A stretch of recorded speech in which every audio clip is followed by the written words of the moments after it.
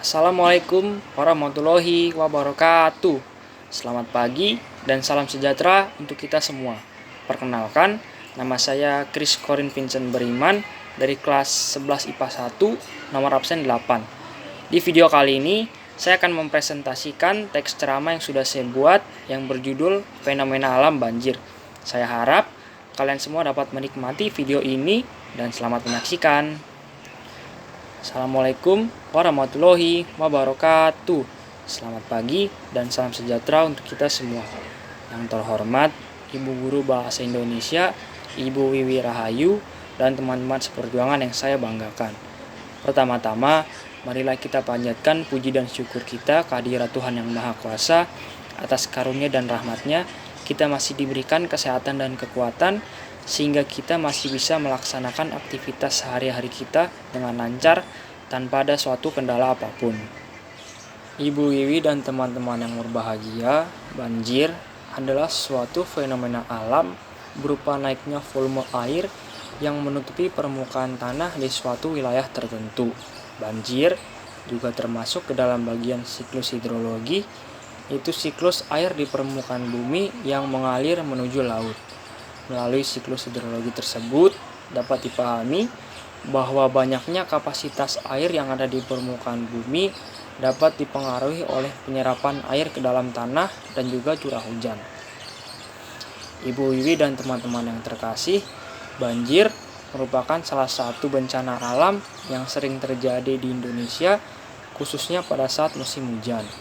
Meskipun tidak diharapkan, namun faktanya selalu ada peristiwa banjir di berbagai wilayah di Indonesia, khususnya di kota-kota besar seperti DKI Jakarta. Di Indonesia, banjir biasa terjadi di tempat yang biasa dialiri oleh aliran sungai. Fenomena alam banjir dapat disebabkan oleh dua faktor. Faktor yang pertama adalah faktor dari alam, lalu yang kedua adalah faktor dari manusia. Faktor alam yang dapat menyebabkan terjadinya banjir yaitu berasal dari curah hujan yang tinggi, kemudian menjadi luapan air atau banjir. Curah hujan yang tinggi dapat mengakibatkan saluran penampungan air tidak mampu menampung volume air yang terlalu tinggi dan juga berlebihan. Kelebihan air yang tidak mampu ditampung oleh sungai maka akan meluap ke permukaan yang berada di sekitar sungai, termasuk pemukiman manusia. Hal tersebut diperparah dengan semakin memburuknya kondisi saluran air yang rusak ataupun tidak lancar. Karena semakin rusak saluran air, maka akan menyebabkan semakin sedikit juga volume air yang dapat ditampung, kemudian menyebabkan terjadinya banjir pada saat musim hujan. Sedangkan faktor yang berasal dari manusia yaitu penembangan hutan secara liar tanpa memikirkan panjang dampak yang akan terjadi seperti banjir. Karena hutan memiliki fungsi sebagai daerah resapan air, menyimpan cadangan air yang berasal dari air hujan yang kemudian disalurkan ke pemukiman warga untuk lebih dimanfaatkan. Karena apabila hutan terus-menerus ditebangi tanpa adanya reboisasi, maka hutan akan kehilangan fungsi aslinya dan kemudian berubah menjadi penyebab terjadinya banjir. Tidak hanya banjir yang ditimbulkan akibat penebangan liar, ada juga tanah longsor. Nah, Ibu Wiwi dan teman-teman yang saya sayangi, banjir dapat mengakibatkan kerugian yang sangat besar bagi manusia. Karena banyak sekali harta benda yang rusak akibat terendam banjir. Sarana dan prasarana pun rusak porak-poranda, sehingga tidak bisa digunakan lagi. Bahkan, nyawa manusia pun melayang sia-sia akibat terjangan banjir. Masyarakat juga mudah terserang oleh penyakit akibat genangan air yang terlalu kotor. Persawahan dan perkebunan juga menjadi rusak berat yang menyebabkan terjadinya gagal panen.